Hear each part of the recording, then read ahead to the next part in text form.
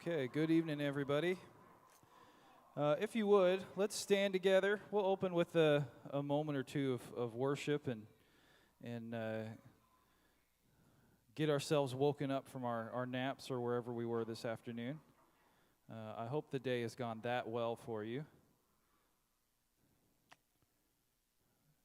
There we go. Father, we thank you for today. We thank you for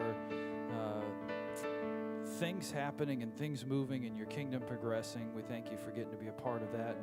And Lord, we ask that you would bless this night, bless the things that we're talking about tonight and the actions and endeavors and opportunities that are going to come forward out of this. Holy Spirit, we invite you to come, work in our hearts, lead us and guide us, inspire us, give us discernment and wisdom. We trust you, Lord. We trust you. We honor you. We bless your name.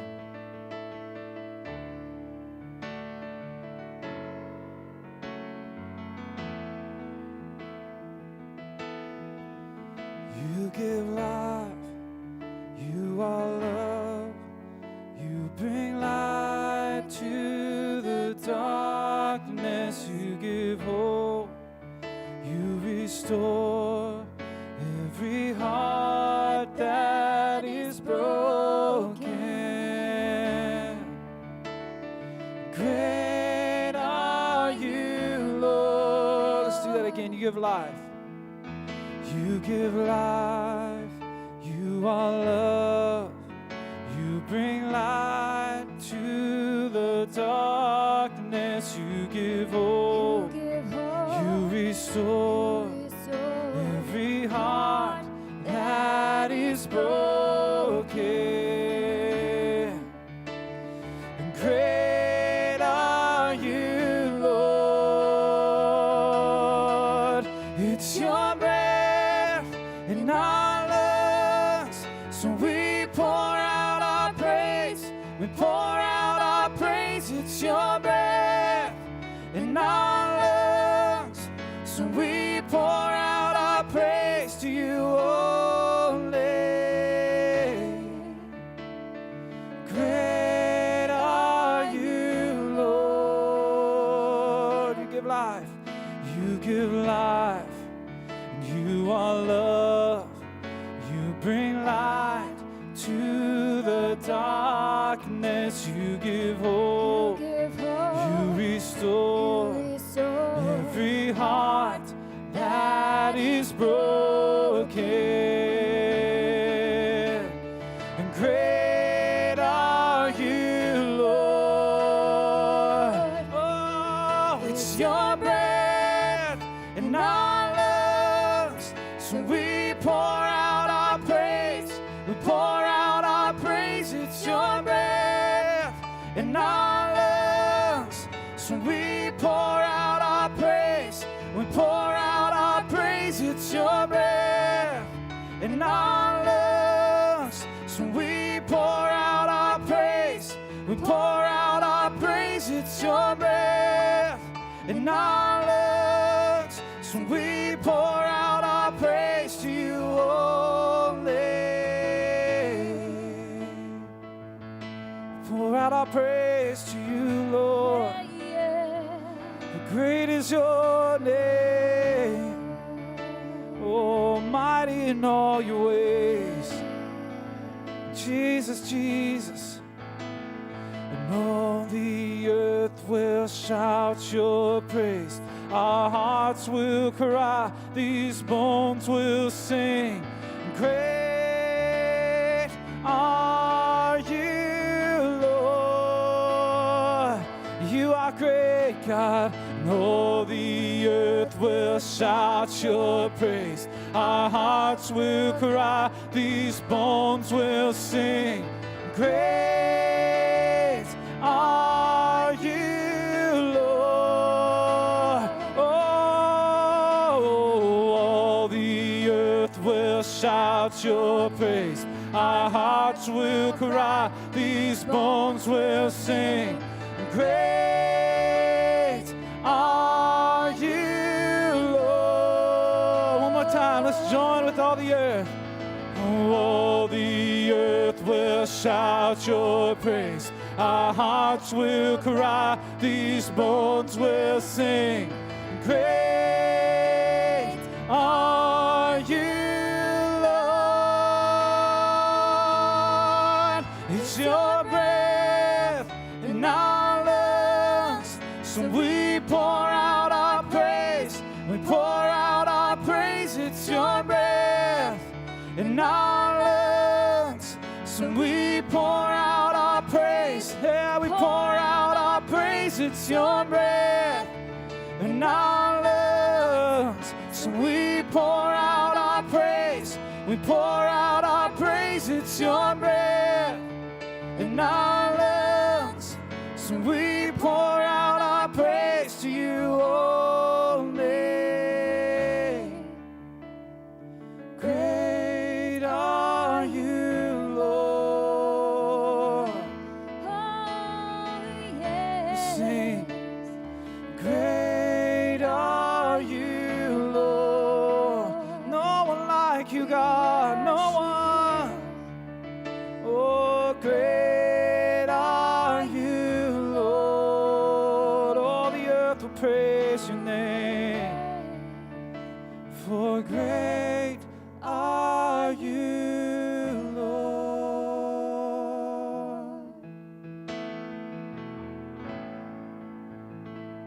Amen.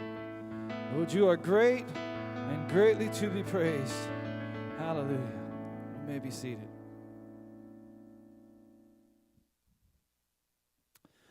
We're going to start with a couple of fun things. Amber, where are you at? Right there. I'm going to pull you up here first.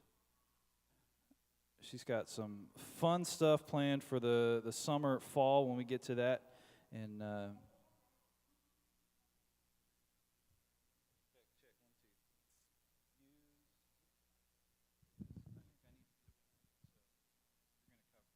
right. Hi, everybody. I just want to give a little bit of an update on our children's department. We're averaging about 10 to 12 kids a week, which is awesome. The kids are having a lot of fun. We're getting some new faces. Sorry, my brain just went. But what I'm basically up here to talk about is I've had a lot of people ask about VBS, and right now we can't do a traditional VBS. But what I'm working on for definitely all of July and possibly part of August is a VBS type series that the kids are going to do each Sunday morning.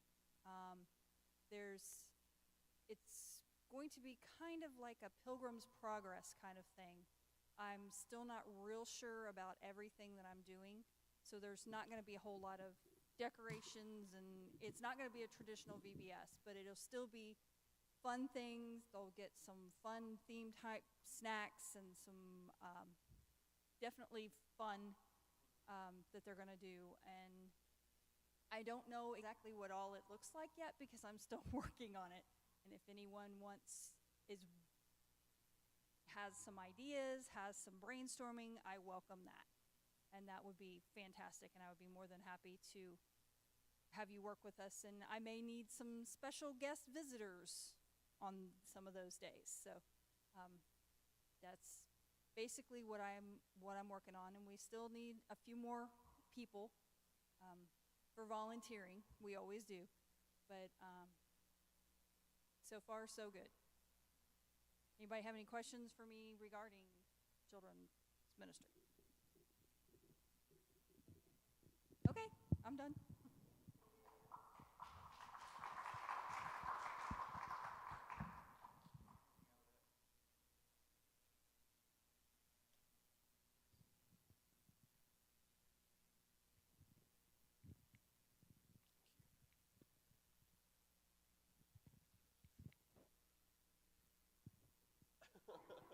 I got comfortable, so you're like, oh no, he's going to be up there for a little bit.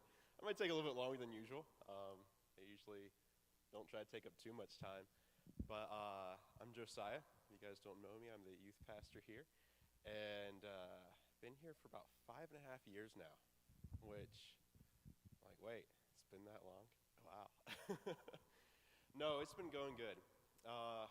Every Wednesday and every Sunday, we average about a dozen kids or so. I was like, this is good. Some weeks will be like, oh, we have 24 in here. This is getting kind of crazy.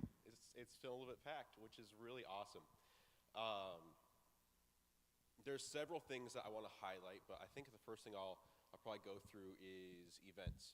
So events, we've tried to be a lot more intentional about those, especially this last year with everything being shut down, making sure that we're still having things going on. The last thing we went to was Fuse. So last weekend, every few months, Fuse is when several youth groups around the Hamilton area get together just to worship God, and it's really geared towards especially kids who don't know God yet. And I was like, all right, this is good. The first time I went was about 4 years ago, and I went by myself because I was like, anything that is like going to be a huge like theological or spiritual influence on youth, I want to make sure that I make sure it's grounded. I want to know what it's all about before I just say, all right, let's just go to this and hear what they have to say. No, I want to screen it first, definitely. So I did that the first year. And the second year, I was like, man, it's really good. Youth seem to like it a lot. And this year, I wasn't sure how many kids were going to go. And I invited a couple. I was like, hey, you guys want to go? It's not going to be like special event that we're gearing towards. But I was surprised because well over half of our youth, that if you count them all together, like 15 kids showed up. And I was like, just like out of the blue, like, yeah, we heard it's going on. We want to show up for this. And I was like, okay. And one kid who has been coming for several years, this past year, God has really been hitting him. And he gave his life to God. And his siblings have been coming too. And he invited them to Fuse. And I was like, this is really good. Another kid who came, he came with a couple of his friends, and he was there as well. And one of the hardest things with youth is seeing fruit, is seeing the results. A lot of times they'll keep things to themselves. They won't share it so much. It's like hidden in their heart.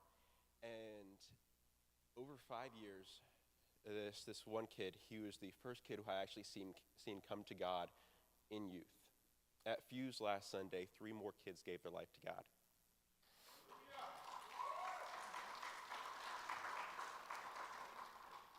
And my heart just like broke down, because like after half a decade, finally seeing that breakthrough, finally seeing God working in these kids' lives. Some of these kids are the ones that will sit in the back. They're like, I don't even want to be in like the front row of anything, even if it's a circle and we're all around there. Can there be like a second row where I can sit back into? One of the kids is like this, and she was in the front row, hands raised, worshiping God. And I was just like, man, this is amazing, seeing God work in this way. And that really showed me that, yeah, it's worth it. It's worth it. All 4 of those kids who in the past year have given their life to God, especially this last Fuse, we're having a youth retreat this summer, about a month from now. And it is specifically geared towards not just crazy fun, but what does my relationship with God look like? Where is this going? How can I grow? How can I get closer to God? How do I know this is real? How do I develop this? How is this something that I can know more about and retain? And this course can be a lot of fun. It's youth. But I was so happy because all 4 of these kids are going to be at that retreat and going to be able to hear what they need to know to really develop that relationship in a very deep way. And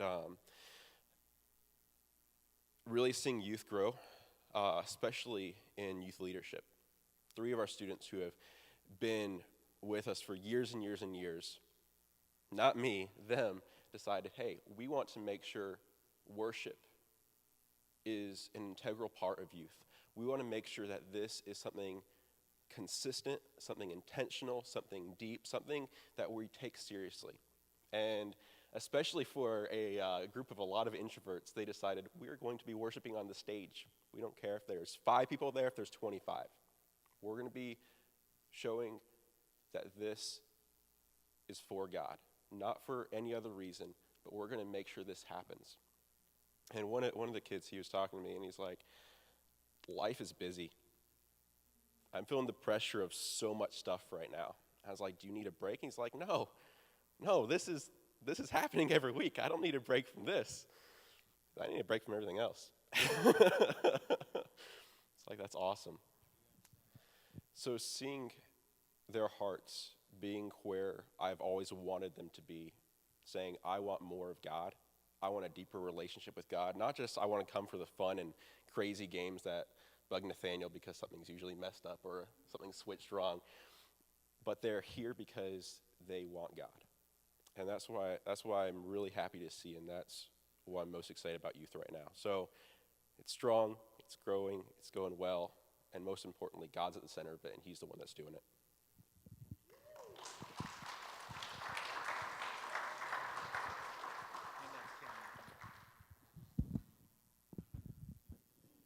All right, thank you, Josiah. I'm excited about stuff we have in the future for our kids and our teens, and it's going to be good. So, I don't know, how do you want to get into the next phase of the evening?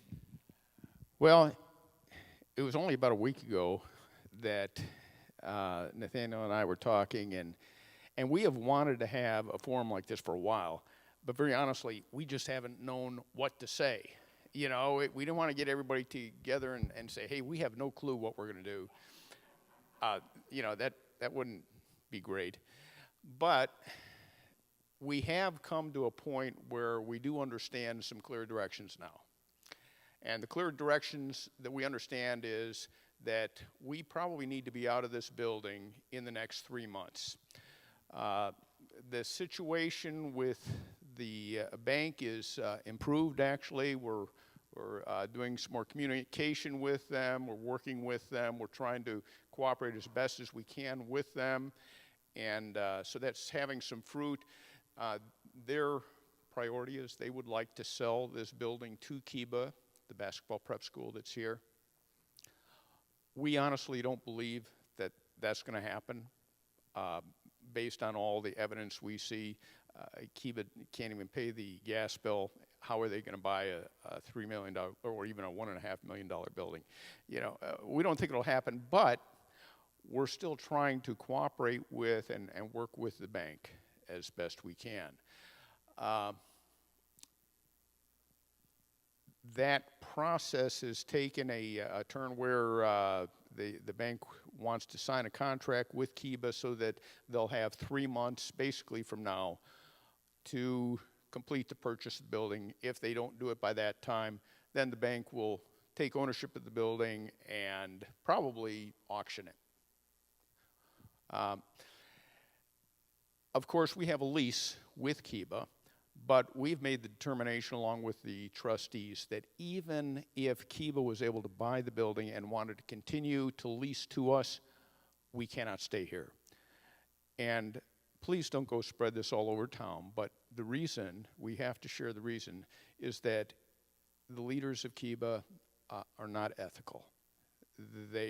I'm not going to go into any more detail than that. We cannot trust them, and they do not represent Christ well. And so we really feel that we need to be out of here, regardless of what happens with them and the bank. And so for that reason, what we did about 2 months ago, I think, is along with the trustees, we started a process of searching for other places to go. And the reason is, obviously, you're aware that Fair Avenue is turning out to be more expensive than we thought and slower to renovate than we thought. So obviously, we can't move directly there. So our idea is, you know, let's find somewhere to move in the interim. And we're probably talking for a minimum 3 years. Could be more than that. And we'll be getting into more details in a minute. But we need to find somewhere else to go, because we cannot stay here more than, say, the next 3 months. And so we've been looking all around. There's honestly not many traditional church buildings, like almost none, that are even potentially available. And so we've been looking at a lot of different options, storefronts, other types of buildings. And so we're going to share with you what we have found at this point. And we have not made a decision, but as we were talking last week, we decided, you know what, maybe we should just get everybody together and let's talk about the options, and we'll give you a chance to weigh in on what you think is a good idea. And so you're going to get that chance this evening. We've drawn up like a survey form. You'll get to fill that out. We're going to pass that out later. Okay. And so after we give you a little background information on some of the various options, we'll let you weigh in and tell us what you think is the best idea. And so we are really looking for wisdom at this point. We don't have by any means a decision made. The trustees and Nathaniel and I have done a lot of discussing and looked at a lot of options, and we're still working on it. So we're looking forward to getting your input on that as well. What would you want to add? I would say as we get into looking at some of the more likely options, or at least options that represent what probably will be likely, there are, I don't know, but maybe 4 values that we're really trying to use to evaluate these places. One of them, of course, being cost. Are we going to be able to maintain ourselves there, be a church there, and do ministry and outreach, and continue work on our property at Fair Avenue? And by the way, I want to add in that we've felt led by God that increasing our money devoted to outreach is a high priority. No matter what we decide, we must do that. We've been prohibited from really spending a lot for several years now because of the burden of this building. It's time for that to be over. It's time for us to really invest in outreach and ministry in this community. Yeah, so we need overhead and outreach and, thinking beyond this next step, like at Fair Avenue. Those are kind of the 3 cost factors that we want to make sure are in our budget as we move forward. So that's one thing we're keeping in mind. The other thing is, like Ken said, we're looking at a minimum of 3 years, probably best case scenario, before we'd be moving out. Again, that's a minimum, so we might be there 5 years, especially if we're putting money into ministry and outreach. So we're needing a place that's going to be a good location for the church, a place we can do some growing, a place that will work well for outreach, a place that we can do family promise and maybe VBS and some of those kinds of things. So it'll need to facilitate that. I totally just blanked on the other 2 things that we had talked about. Those are the 2, obviously, that are probably the biggest concerns. I think they're on that sheet you made up, right? They could be on the sheet that you'll see in a minute. Appearance, is something that, is this someplace that I would feel comfortable inviting my neighbor to? Are they going to be able to find me? Is this something that, right. And let me that say, is a factor. When we talk about appearance, we're not talking about we want to worship in this beautiful worship space. We're talking about we want to be able to invite people and not be embarrassed when they show up, and help them to feel comfortable worshiping with us. Okay, so it's really more about other people, not about the people who are here already when we talk about appearance. Yeah. So there's 3, and there will be a 4th one on your sheet, and I may remember in a minute. But and you may have another value. I think the other one might have been distance from here. So for people, how much further are you talking about us going when we're moving? I think that might have been our 4th one. And although that's not a huge consideration at this point, because the farthest property away that we found is about a 4 or 4.5 minute drive from the intersection of 129 and Route 4. So we're not talking long distances. They're all in Hamilton. It's actually a minute longer than that. The Front Street one is. But yeah, we used Route 4 and High Street as our reference point because all of them are towards Hamilton or a little bit south from here. So if you live to the west, it's closer. But if you're coming from east, that's the marker we used. And I actually have a map that we'll put up in a minute and kind of plot the drive times to each of the current options on the table so you can see if you're coming from the east, how much further and how am I going to get there and how easy is that. And, so that being said, we want to just go ahead and, somebody chatted in on YouTube, said, yeah, distance was your 4th one. Okay. That was Greg. We were talking about this a couple days ago, so thank you, Greg. Do we want to just go ahead and look at some stuff? Or? Yeah, let's do it. Okay, so the closest one to us, many of you remember Ayers Covenant Church. They shared with us here for 2-3 years. More than that, I think. For a good bit of time. They moved into the Roosevelt School building, and go ahead and take a look at us driving up the driveway here. This is just past that first underpass on Route 4 as you go south. So it's like a minute south of our intersection, Route 4 and High Street. But that's this big 3-story old school building. They're worshiping out of the main auditorium, but they've got tons of space. So we were thinking, you know what, maybe we could flip one of their half gyms that they have and turn that into a sanctuary space and rent from them.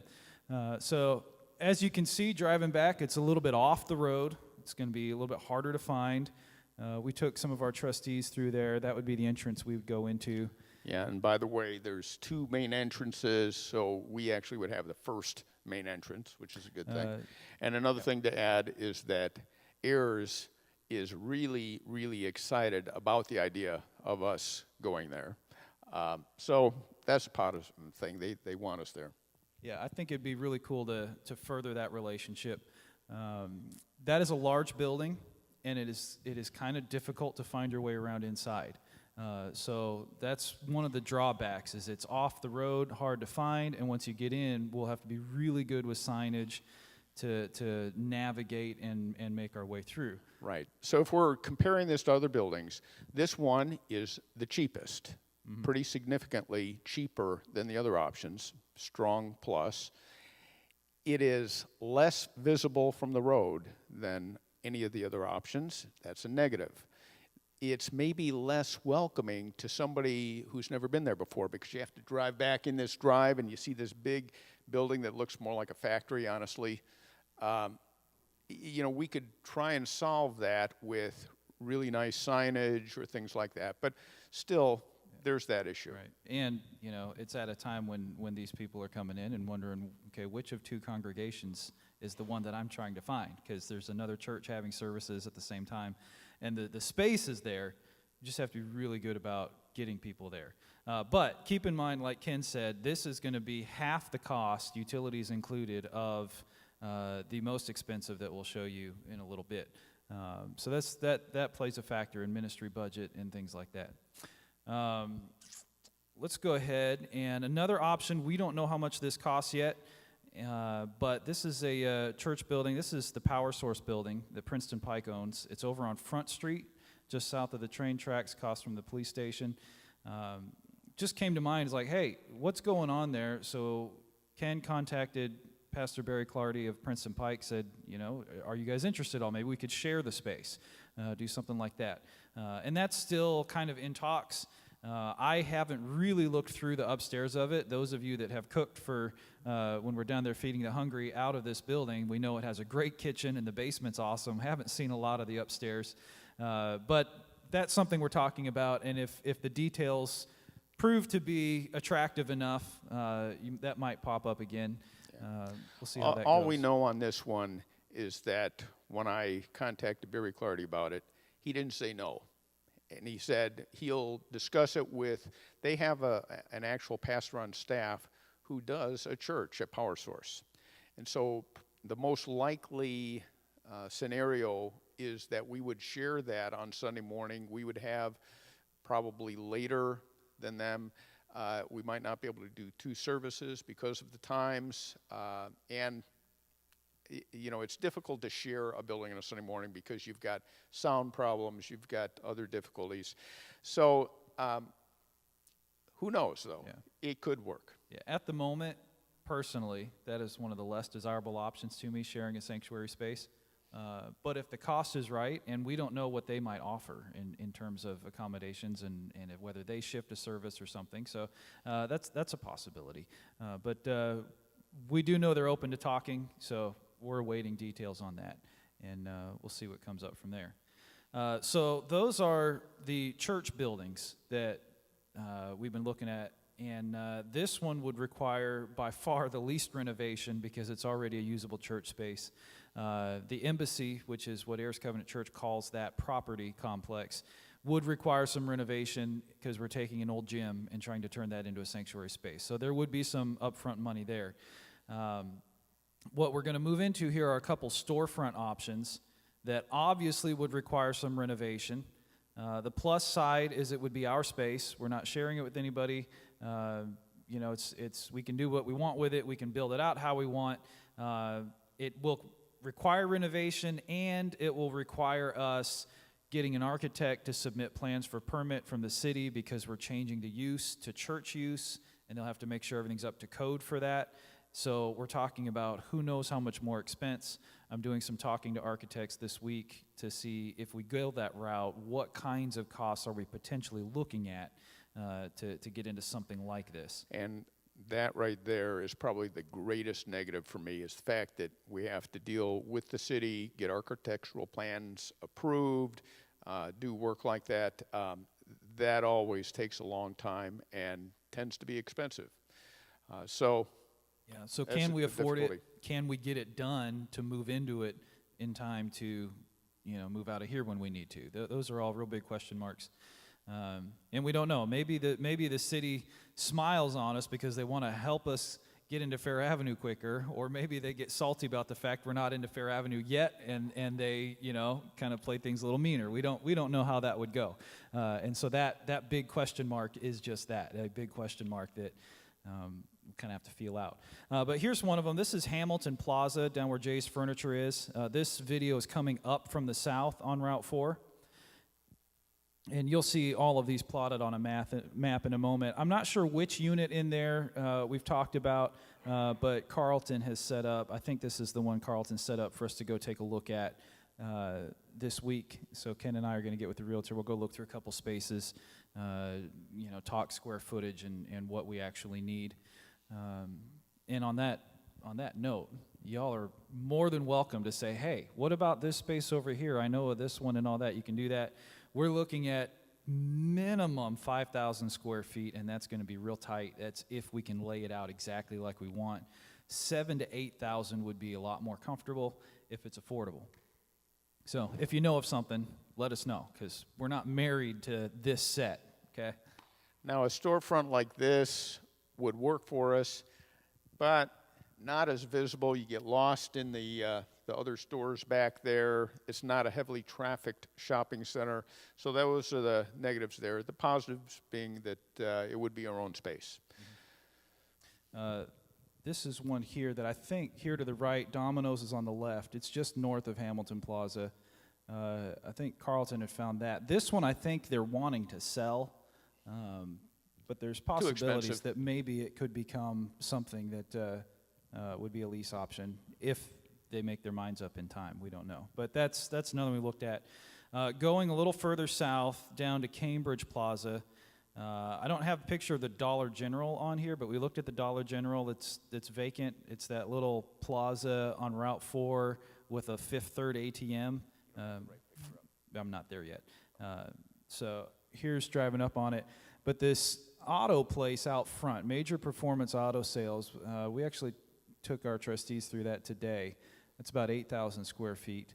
And once you factor in utilities, that would be about twice as expensive as the Embassy, Ayers Place.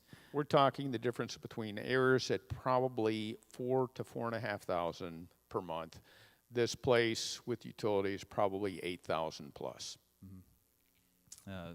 There's room to negotiate a few things, but it would average out to that. And then as time goes on, that kind of steps up. This seems to be how the storefronts go, is, kind of stair step every couple of years.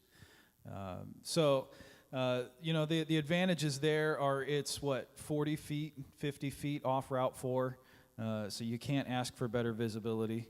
You have the place to yourself. It's a freestanding building. The space inside is really good for what we would want to do as a church, but that's eating up a lot more of your budget. So you're not saving as much for Fair Avenue. You're not able to put quite as much into ministry along the way. And so all of these things are values that we're looking at some trade-off somewhere. and we'll be getting your opinion on that. Now, another consideration is we are not absolutely locked into the idea that the long-term future of this church is at Fair Avenue. I know we've talked about it in the past, but that's one of the things that we'd love some feedback from you about as well, because Fair Avenue is turning out to be very difficult and very expensive. And unless somebody wins the lottery and helps us out, it's going to be a long time to get in there. And so we're looking for wisdom. We're looking for feedback. You know, what do we as a church really want to do? What are we really committed to? And we're honestly unsure about that. Yeah, one of the positives of that scenario is Fair Avenue is paid for, so we're not paying a mortgage on it or anything like that. But permits expire after a certain period of time when work is not being done, so you have to reapply for that. And the next bit of that project we're trying to do is we're saving up to put a new roof on it, which is an $85,000 job. So that, you know, that's a big ticket item. We've known for a while we're looking at maybe $750,000 to actually have this thing set. So that's that. Since the garnishment happened in December, COVID kind of slowed things down a little bit, not much, but a little bit. But all of that combined, it's, you know, we're not saving as much as we had hoped we would have been saving as quickly. When we got into it, Sojourners was in contract with us for this property, and so we were thinking we were going to have a $200,000-$300,000 head start. Obviously, that fell through. So those are all factors that are going into this, and we're praying it through. We're going to let God decide what He wants to do. Very possible He says, "Hey, I want you to behave like you're getting into this building. You don't know it yet, but 5 years from now, I'm going to have you sell it and actually get more money than you thought you would have out of it, and that's going to become capital for this that I've known all along I want you into." You know, so I'm not going to tell God He can't do anything, but that's, you know, it's something that we're keeping an open heart on. Now, as another comparison, we're talking about getting into a leased space that is maybe 7,000 to 8,000 square feet. Fair Avenue is 15,000. So it's not like we're comparing apples to apples, okay? Fair Avenue gives us space to do everything we want and more, whereas these lease spaces don't. They give us enough. Right. And they'll increase in cost. But I remember when we first saw it, I was thinking this again. We were out there cleaning up some of the debris and litter behind the place Saturday a week ago, and Ken and I looked at each other, and there's this bit of a moment. It's like demoralizing, you know. It's like, man, this is taking so much work, and it's taking so long to get any traction. But as we were, I think you might have left already. I was locking up, and I was standing there thinking, man, we'd said it before. There is no better location for a church of this size, probably even for the cost that we're looking at when it's all said and done. So that, I mean, that is something that I think the value is there if that's where God wants us to go ahead and push through. But if He wants to take us a different direction, I'm not going to tell Him no. So, you know, we're going to let Him continue to speak and see what's going to happen there. But that is something that is on the table for us. You know, if God opens a different door and closes that one, then you go where God leads. You go to the Kerith Brook for as long as He says to be there, and then all of a sudden the water dries up, and He says, "Okay, now it's time to move." And what are you going to do? So we'll see. But so up here is a map of where all these locations that we've talked about are relative to the purple star in the top right-hand corner is us right now. And then below that, let me pull up. Here's the routes to each of those. So now I pulled this up during the day on Friday when traffic estimates were longer. I think at one point Ken timed it down to major performance auto at like 4 to 4.5 minutes, which is probably more realistic for a Sunday morning drive. If you're coming different times, they told me like 8 minutes, you know, during the day on a weekday to get down that far on Route 4. But you're looking at from the intersection of Route 4 and High Street, about 5 or a little more over to Power Sources building on Front Street, about 5 or a little less down to Major Performance and Dollar General, and then kind of stair steps on the way up. So really none of these options are that much farther away than where we're at here. If you're coming from the east and if you're coming from the west, everything is either the same or closer. Let's go ahead and pass these out if we could.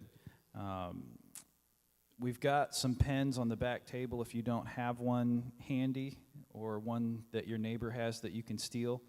But look through here. The top section of this is just outlining how important are the following couple considerations in choosing a location in general. And then the bottom section of this flyer has power source, the embassy, Heirs Covenant Church, and then we'll kind of consider the storefront here that's about 3 minutes down, and Hamilton Plaza and Dollar General all as storefront, because they're kind of the same thing, just potentially different costs or whatever, different sizes. And then Major Performance is the most ideal storefront, albeit slightly more expensive. We're thinking the other storefronts, depending on the sizes, would probably come in maybe around $6,000, 6 to 7. I think more 7, but Yeah, closer to 7, especially with utilities. You're going to be around there. So of that, Major Performance, to me, seems the most ideal in terms of what we can do with the space and its location. So we singled that one out by itself. So yeah, go ahead and kind of circle that. If And you're by the way- online, you can email pnathaniel23@gmail.com. I'll put it in the chat. You can tell us what you think on there, and or email it to me so I have record. And we'll look over all of this and kind of get a feel for what you guys are thinking in this direction. And by the way, if you feel like writing additional comments on that sheet, please do so. We'll look at everything that people write because we really do want your feedback. Yeah, you're allowed to write in like -73 if you like just really hate a particular feature or something. You can do that, and I won't weight it with complete accuracy, but we'll take that into account. Okay, why don't we take about 2 minutes so everybody has a chance to fill this out, and then we're going to take questions about anything that you want to ask.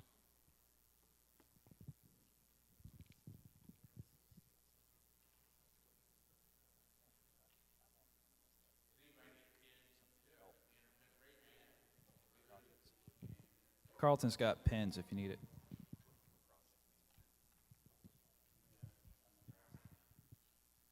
While you're filling that out, we were thinking all but probably one of these options will require a fair amount of renovation to get into.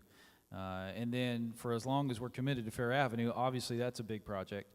But I was praying about that, and we were thinking, you know what? I don't know who it would be, but if there's anybody here or with us online, somebody in our church that has a good head for managing projects or business or engineering or whatever the case may be, that can talk to some contractors and stuff like that, I would be very interested in somebody that could help manage a project like this. We could work with me, and we can kind of develop contractors, get bids, communicate with them, maybe be a point person to meet a contractor there and open a building wherever there's going to be, and just kind of see this through. Carlton, to your left.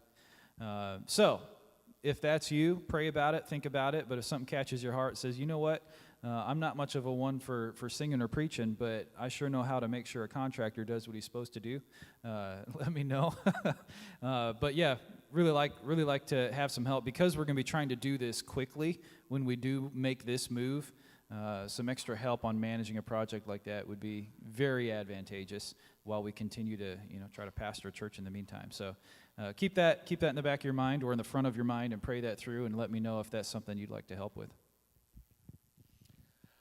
Okay, I think we're ready to start taking any questions, comments, or anything else you have to say.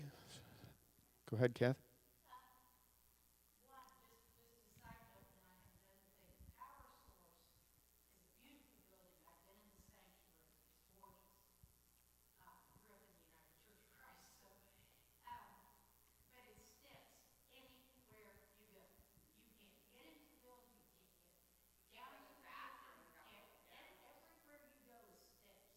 Okay, did everybody hear that?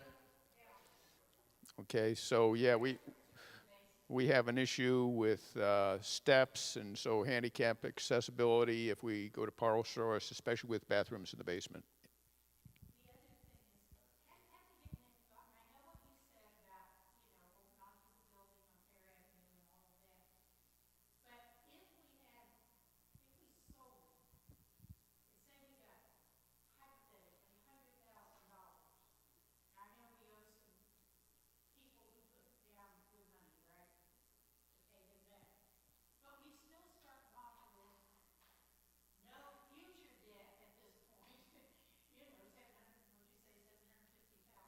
Total, yeah.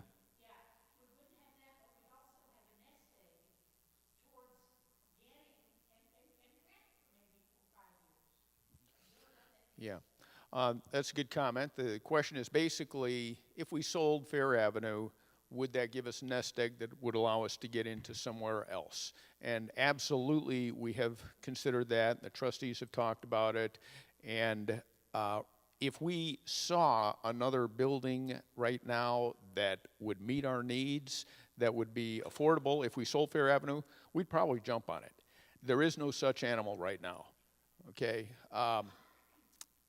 There is about the only other church building that we've even considered that might be available, and it's not available, but is our old church building. But when we tried to buy that 5 years ago, the price was $800,000. So, you know, if we did find a church building, it probably wouldn't be in our range given just that nest egg from Fair Avenue. But we certainly have considered that, and we'll continue to consider that.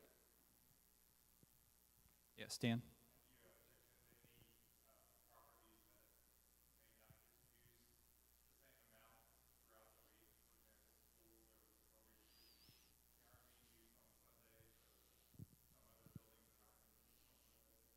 Okay, the question is, have we looked into properties that aren't being used at times we'd want to use it, like a school, maybe a school gym or something like that? We have not looked too heavily at that for two reasons. One being set up and tear down every week would be a last resort because, just frankly, a lot of the people with the time to be able to do the help to do that are probably a little bit older than want to be setting up and tearing down every week, you know, sound equipment, all that. Two, we know several churches that are still suffering from being displaced due to COVID regulations at properties like schools that are being very, very, very careful with that. So a couple churches we know in this area are without a place to meet right now, and they're just online because they're not allowed to use the space that they'd been leasing for that. So we're trying to be really careful with that too. Yeah, one of my good pastor friends runs a Presbyterian church out of Fairfield East Elementary, and their church has been devastated through COVID because nowhere to meet. The school won't let them back in. So that is a very, very risky option to consider a school at this point. Tom?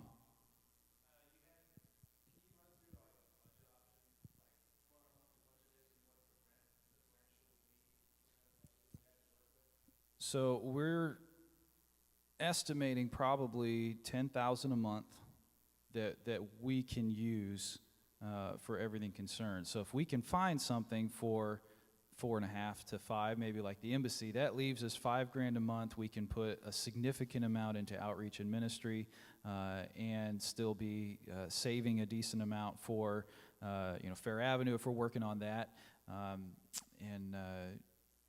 we'll see how that generates. But we'd use that as a baseline. So if we then go up to $8,000 a month, that doesn't make us like building poor necessarily, but it also doesn't give us a whole lot extra at the moment to do that, or do extra things to pour into ministry and Fair Avenue. You'd have to start making some more painful trade-offs between those extra two things that we want to do.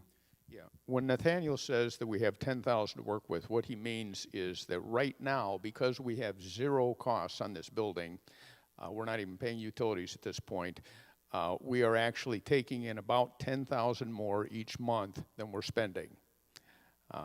Wish that could continue forever, right? But obviously, that's a very temporary thing. But that's the budget that we have to work with. Yes, Beth?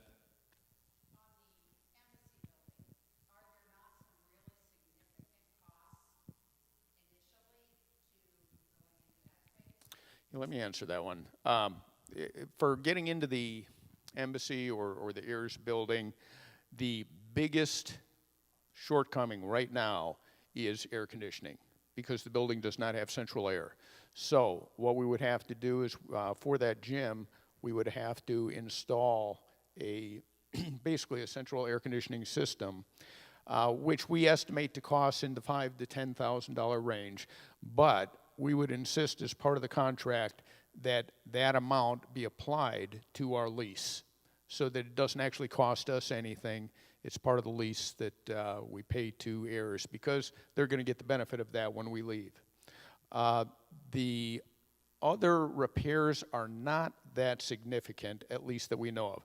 We'll have to run some additional electrical lines, not significant. Like there's no electric on one side of the gym, there is on the other, so we'll have to run some lines around to the other side. We'll have to add window air conditioners to some of the classrooms, and we'll have to carpet, maybe change some lighting. Not huge budget items except for the air conditioning. Yeah, and to that, just about everything we would have to do at the embassy is something we would have to do somewhere else, unless we get like a power source building that is already set up as a church. So, yes, there are going to be several $1,000s in renovation in any space that's not already being used as a church. The advantage to a place like the embassy or a non-storefront, already church kind of building is you don't have to get architects and, the city involved on change of use. So the embassy would be much less on that. Jack?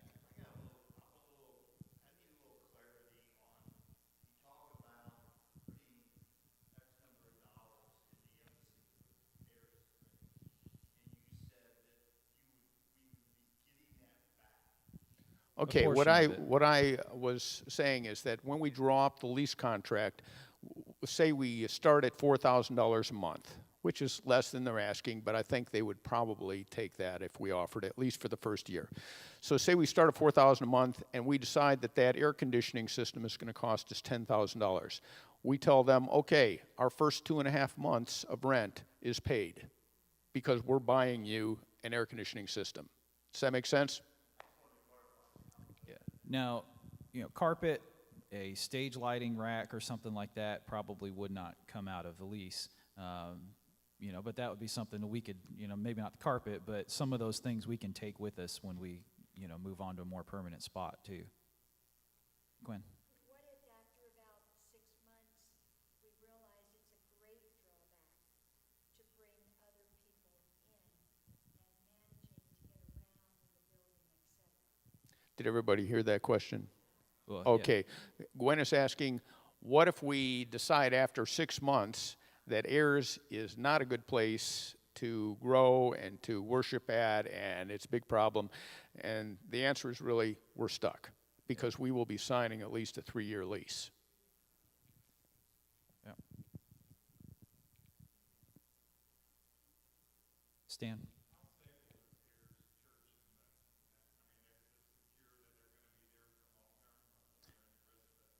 The ask is, how stable is Ayers Covenant Church in the embassy location? Right now, everything looks fairly stable. They have other tenants in the building that have been there before them and have, I think, a pretty good lease still on there that essentially covers their costs. We should go into detail a little bit more on that. Right now, their whole second floor, this is a 3-story building, their whole second floor is leased on a long-term lease to, what's the name of it? Genesis, which is a drug and alcohol recovery program. And so there are people living there 24/7. Not a big deal to us. Don't think it would impact us at all. They stay on the second floor pretty much. But they have a lease for about $5,500 a month, I think, for the next 5 years. And that's giving them quite a bit of stability as far as their income and their finances. We had a question come in online. Are we considering anything west side or up toward New Miami? Are we looking to get that far out? Yeah, we're trying to stay within about 5 minutes from here if we can, not too much more. So if you go too much on the west side, you're getting a lot farther away, especially for people coming like from Lakewood subdivision or coming from the east.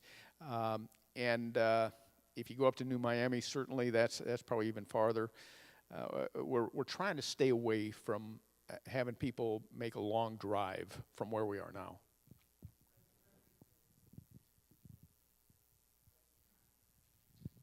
Kathy's saying, if the ideal situation came along, it would certainly warrant conversation. Yeah. Laura?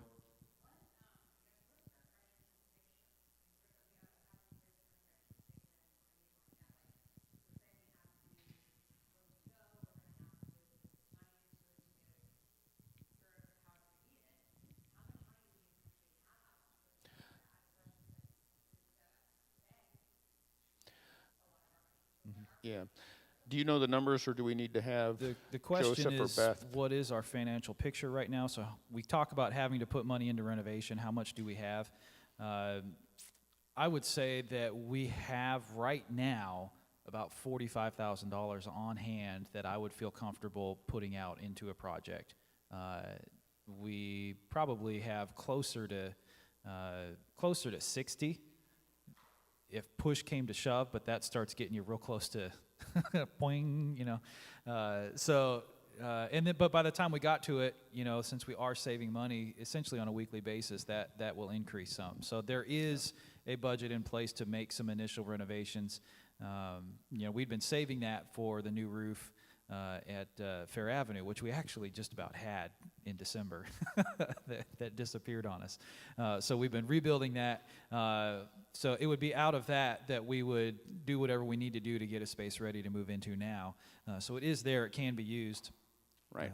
And that would make sense if you use the numbers we gave you before. We're saving about $10,000 a month while we're here in this free building. And so it's been 4 months plus 4.5 months maybe since the bank took our money in December. And so we have about $45,000. That's about 4.5 times 10,000. So we're in good shape because probably no building we move into is going to cost more than $45,000 to fix up, and some of them significantly less. Stan?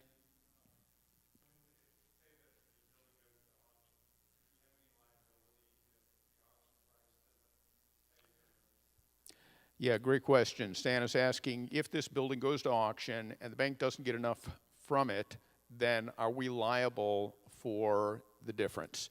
And right now, we are working with the bank, and we have an understanding with them. It's not written, but we have an understanding with them that if we continue to cooperate with them, then they will not come after us for any additional money after they take possession of the building. Okay, and we are trying to do everything we can to make sure that is the case because we don't want that hanging over our heads. Rick? Is Kiva currently paying the mortgage payments? No. Kiva is not currently paying the mortgage payments. That's the question. Months ago. The better question might be, when did they start? Which is essentially never. Yeah. They made several months of payments that just about covered the interest that we forwarded on to LC&B, and then they stopped September or something last year. Yeah, if they were to pay up the rest of it, it would be about $60,000 that they're behind on what the land contract was that was set up then. So, yeah, there's not a lot of optimism there.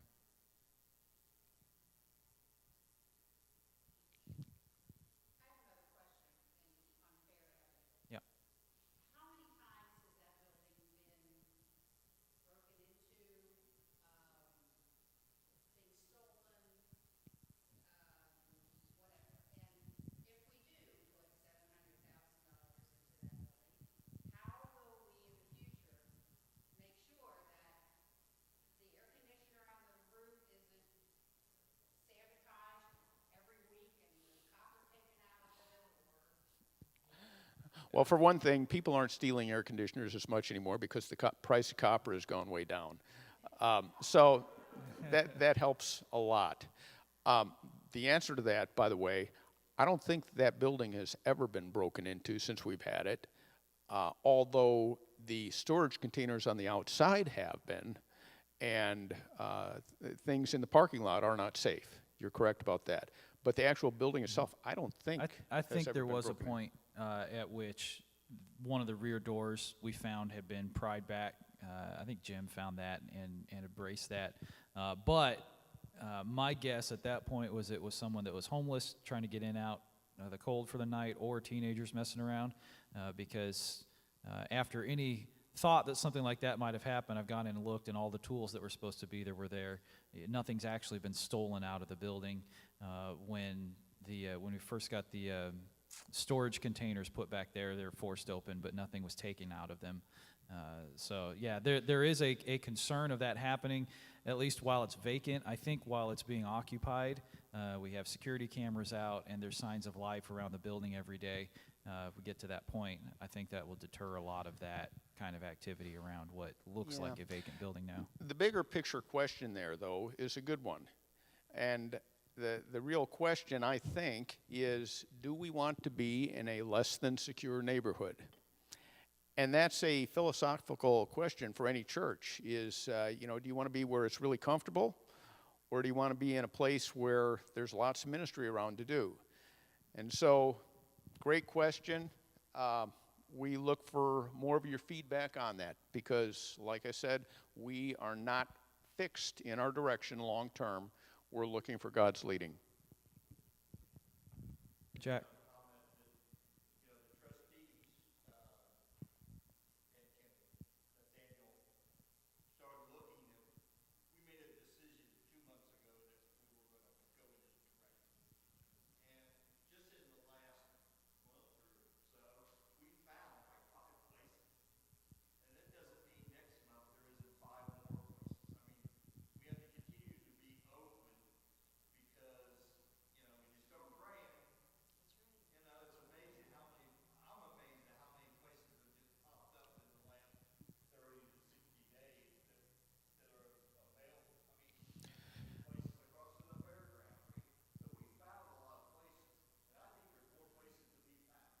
Yeah.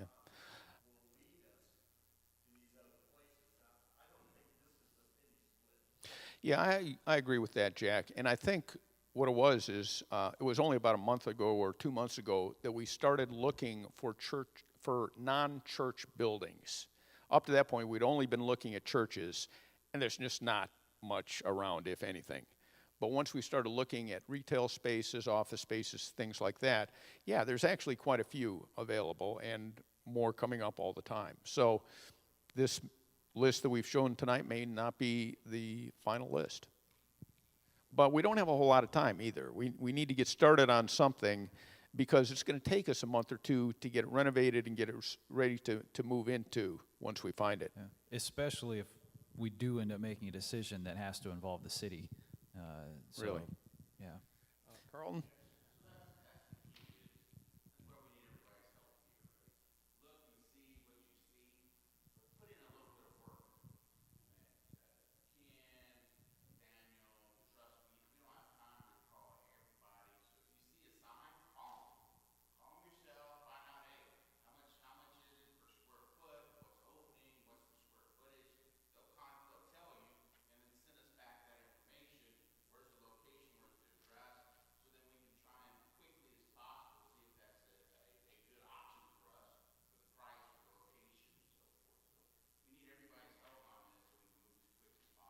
Yeah, Carlton's basically trying to recruit everybody. If you're online, help us out. Do a little bit of legwork if you can. And quite honestly, none of the options here excite me a whole lot. Some of them look really good on price. The ones that look really good on usability, quite frankly, aren't exactly what I would want our budget to be, even if we could pull it off. So, there are some significant trade-offs on everything we've seen. So I'm kind of holding out hope that, yeah, granted, it needs to be within probably the next week or two, but I'm hoping there is a more ideal situation that comes in somewhere in between on this spectrum. Can you put that online, some of the important things that we should be looking for? Okay, question is, can we put online some of the important things that we're looking for? And I would say probably we can do that. Yeah, I can very easily get that on the app, and I might put a bug in a certain person's ear to get some help finding a way to get that online as well. Okay, it'll be on the Faith Street app, though. It will be on our We'll Faith promise Street that. app. At the bottom of the announcements section, so if you look at where the announcements are on the app, I will have this on the bottom of that this week. I think there's another question back here.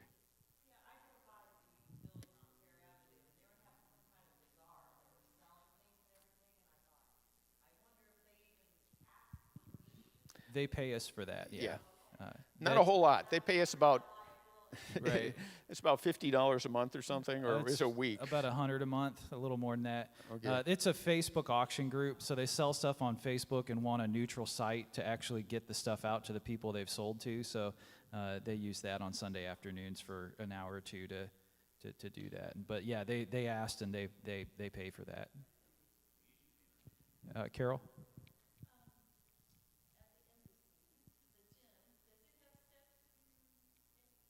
No, it's steps to the gym. It's all ground level. Yeah. And now, at the embassy, and that's a good question, there's actually 3 locations we should probably talk about. There's the gym, which would be the worship space. There are several classrooms, which are down the hall, and they'd be more than adequate, a lot more classroom space than we actually have right now. And then we would have office space that's on the 3rd floor. So Nathaniel and I will get a lot of exercise. They've got an elevator too. But yes, they have an elevator. And so, and then there's also a youth space that would be on the 3rd floor, but I figure they don't need the elevator. One of the primary issues of where the classrooms are is also relative to the bathrooms. Where the kids' spaces will be is probably 30 feet from the men's bathroom. It's probably closer to 100 to the women's bathroom. So it will demand more volunteer help manning kids' classes so that you have adults that can go with kids down the hall, around the corner, past Ayers Church to get into the bathroom. The other logistics surrounding having some classrooms spread out a little bit, I think, are pretty easily overcome. That one is something that I think we should keep in mind will be a week-to-week concern, making sure that that's handled, because you have a poor little kid that needs to go to the bathroom, and she's not going to hold it for 8 minutes waiting for the helper to come back with the boy, So that's something that, we can do. We can find a way to make that work, but it will be an issue that needs some real direct thought. Now, on a positive note, the bathrooms at the embassy at Ayers are fairly nice bathrooms. They're about the size of the ones by our main sanctuary. So a little nicer than what we're using right now. Best of any of the other options. Storefronts are not known for their expansive bathrooms. Carol? I believe there would be. There's a lot more space there than there is here right now, and I'm pretty confident that we could find space for the pantry there. One of my other priorities, by the way, and we probably should have brought this up already, is I really want to restart Family Promise and be able to have the homeless come live in our building once a week, or a week every 3 months. And we have agreement with Ayers that we would be able to do Family Promise there, and in fact, they really want to join with us and do it together. At any of the storefronts, I don't see any reason why we couldn't do that. Probably anywhere we go, we'll be able to restart Family Promise. Now, as far as the pantry, I guess it depends on how much space are we really looking for, but I really think there'd probably be enough there. Yeah, the embassy, it would be easier, especially at the rate we're getting everything else, to add a room to the lease and expand the lease if we needed that. At a storefront, we're going to be trying not to have 9,000 square feet because you have to pay a whole bunch for all that. Major Performance is about 8,000 square feet, which is more than we strictly need, and it's a little more expensive than we really want to pay. So in a storefront scenario, you're probably going to be fitting things in fairly tight, and it's going to be harder to expand into some of those things. So that's something to think about too. Yeah, that actually is a really good point, that we would have more capability at the embassy to do a food pantry than at the other options. Kathy?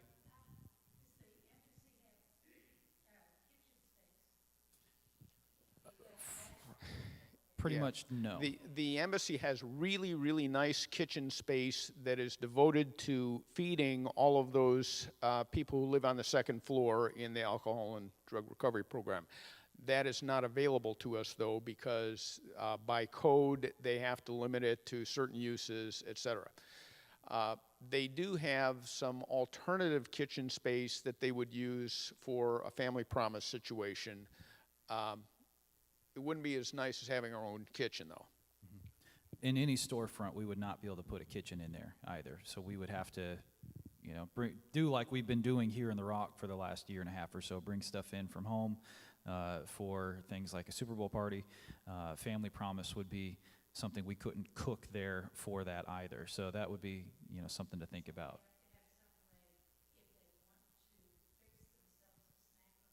Yeah, we'd be able to have a refrigerator, a microwave, so we could keep some drinks on hand, keep it cool for family promise. But yeah, at a storefront, there's no way we'd be able to afford to meet all the code requirements to put a kitchen in there. So that would be something we would be doing without for as long as we were at that property.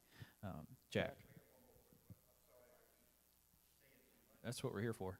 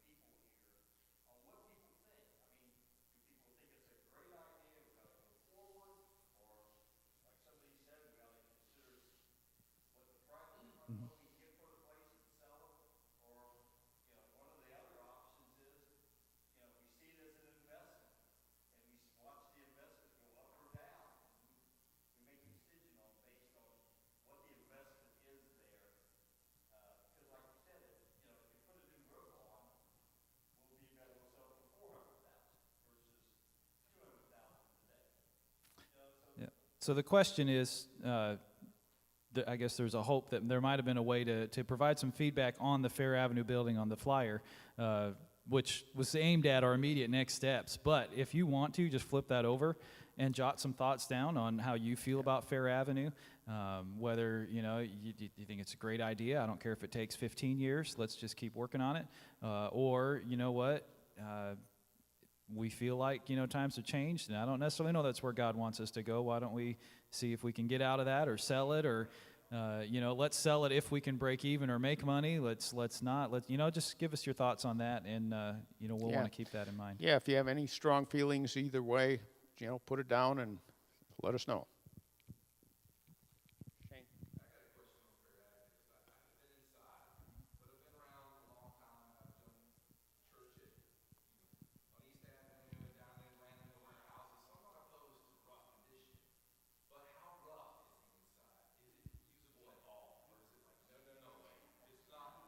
It is completely unfinished right now. We have stripped everything out of the inside of that. It is absolutely bare.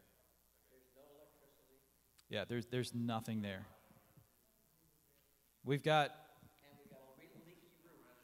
needs a new roof. We have equipment sealed up in there for electrical hookup once the building's dry. But that's the only thing that's inside right now, and that's not installed. That's waiting to be installed. Other than that, it is all bare.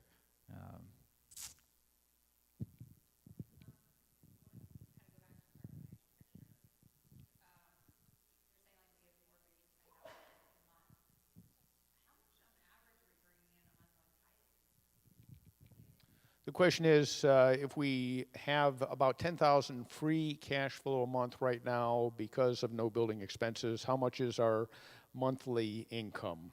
What's a good number on that? 25,000 a month on average. Yeah.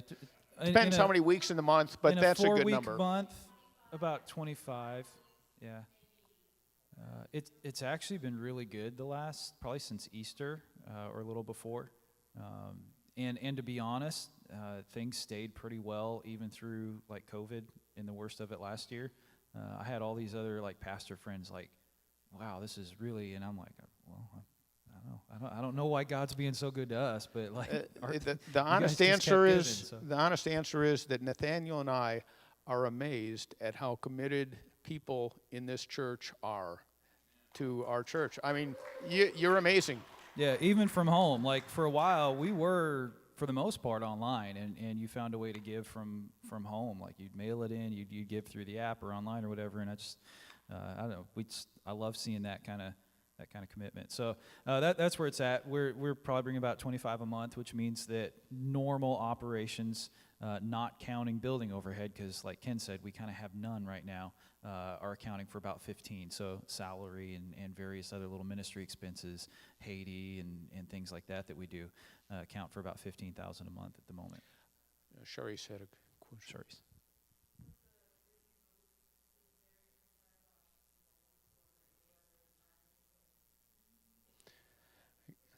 Yeah, the question is, with the leaky roof at Fair Avenue, is there concern about mold or other environmental issues?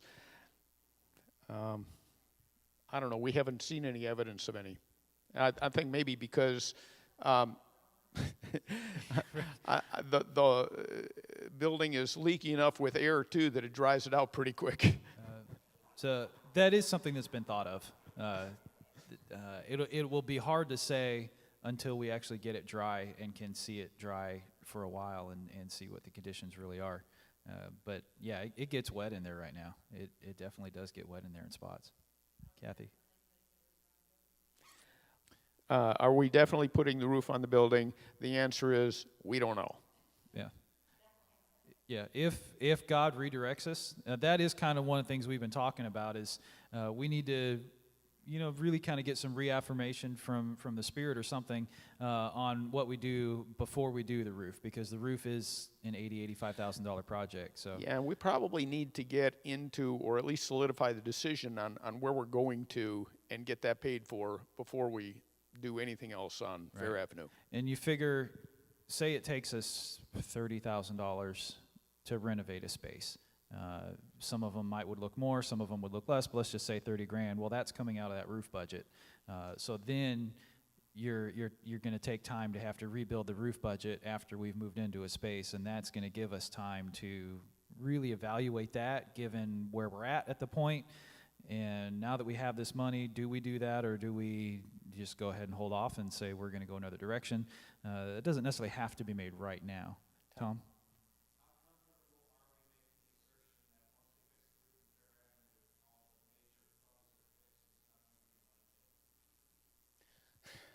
Okay, question being, once we fix the roof, how sure are we that the rest of it won't be a money pit? We have no assurance. We don't see any other problems at this point. Beyond the fact that, to Shane's question, nothing else exists to break. Yeah. The truth is, the electrical can't go bad on us because there is none. Right. The plumbing can't be a problem because there is none. I mean, what could be a problem, right? Everything is essentially brand new to that point, except for the basic structure, which we can see and evaluate now. So that would be my only assurance, is everything will be new as we put it in. Yeah, Sharice? The sewer system, the drain, that is something that will be getting checked out as we put bathrooms and things in. We're going to have to be taking a look at that on what gets back to the street. Because that's going to have to be new as well, at least getting out from the building out into the existing drain. That's going to have to be new because the bathrooms are in different spots than they were before.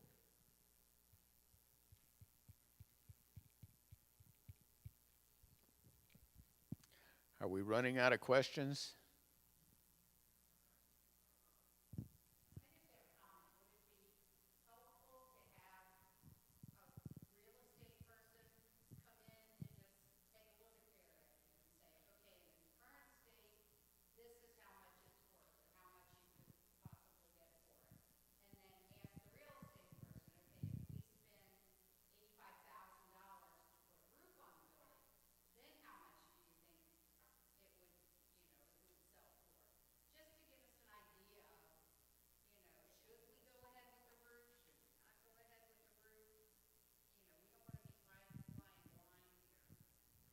The question is, is it worth getting a realtor to come out and say, well, we think maybe you could get this for Fair Avenue, and then, if you put a roof on, maybe you could get this for Fair Avenue, and I think it's definitely worth the conversation.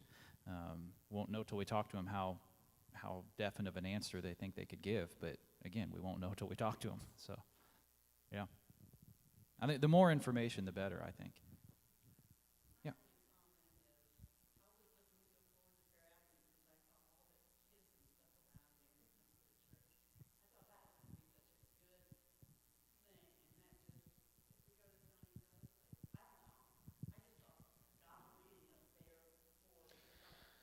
And there is no doubt that Fair Avenue is a great location for ministry. Right in the middle of a neighborhood, right near a middle school, lots of kids around. There's no doubt. In fact, as I look around at all the locations we're looking at, it is probably the best place for ministry of any of them. And so, that's a strong plus for it. But we have to be sensitive to what God is doing as well. And so, if we just cannot afford it, then that would probably be God saying, hey, look somewhere else. But to that point, I don't think we're at the point yet where we have to make a decision on that. We've got months probably before we're at a point where we're putting a roof on. And a roof is something that would add considerable value to it. So even then, that might be something, well, we could put the money in and get most of it back out if we want to sell it later. We're not having mortgage payments in the meantime, so that's not something we have to pull the trigger on right away. Just, we're thinking about it. We're praying about it. What does God want to do?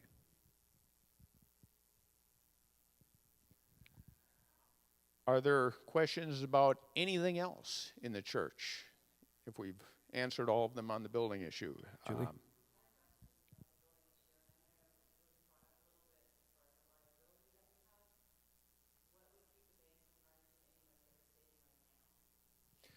Yeah, the question is, could the bank garnish money that we're saving right now? The answer is, technically they could. However, we have taken measures to prevent that by, number one, changing our bank account to one that they would probably have a very difficult time finding. And number two, we have a verbal agreement from the bank that they're not going to do that.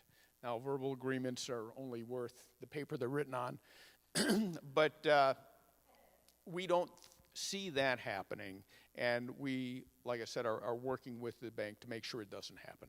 And at that time, there were no attorneys involved because we knew that foreclosure was in process and all that was going on, and we felt like all that was kosher. We weren't expecting this extra bit and the rationale behind where that came from.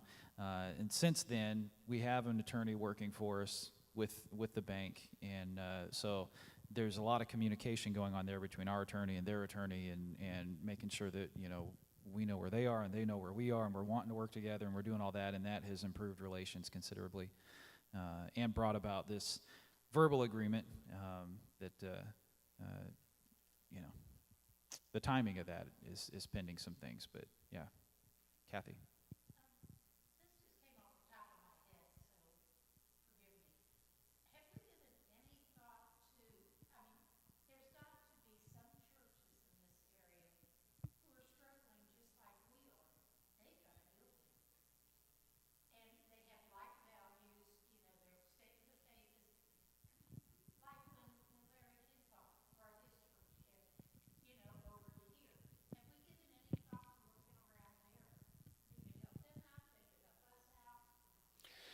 So the question is, are there other churches around that may have a building, but they're struggling in their ministry and could use our help? I would encourage you to look around. We don't know of any, okay?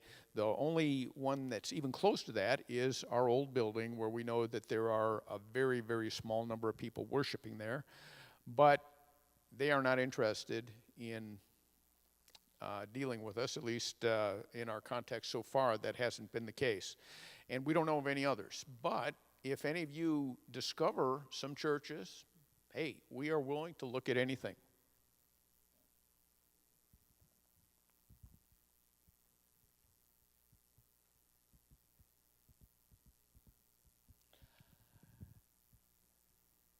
I think we might have answered all the questions. At least all the ones are brave enough to ask.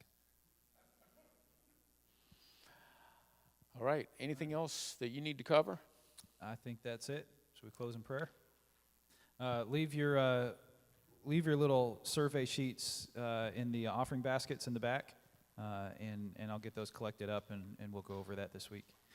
Lord, thank you, for this wonderful group of people that we get to worship with every week and do life together, do ministry together, encourage each other, build each other up. I pray that you'll help us get even better at that, at reinforcing your body and supporting each other. And Lord, I thank you for the opportunities that are coming our way. We don't know where we're going. Wherever we go, it's going to bring some opportunities to reach people that we're not reaching now. So we're grateful for that, God. We thank you for that. We thank you, Holy Spirit, for going ahead of us to prepare those opportunities even now, getting people's hearts and lives to the point where when we make contact, they'll be ready to make decisions for you and commit their lives to you and discover how good you are, something they've been missing out on to this point. So thank you for that. We ask that you would equip us and anoint us to do that work, to reach these people, to be agents of your kingdom. Lord, we ask that the things that still look cloudy, the steps that we don't see, I ask, Lord, that you would lead us in the right way. And if you want to show us where we're going right away, that would be awesome. If you're going to bring us enough bread and water for tomorrow morning to get us through, then we thank you for that. And then we'll wait for the next mouthful. But, Lord, as long as we know we're where you want us and we're looking in the right direction and you are providing, then that's awesome and that's where we want to be. So we ask, Lord, that you would continue to pave this road. We ask that you would break any barriers that are in front of us, remove any obstacles, smooth this path. We rebuke the enemy and cancel any of his plans to try to confuse or bring conflict in whatever might be going on. We release hope and faith and trust in you in Jesus' name. Amen.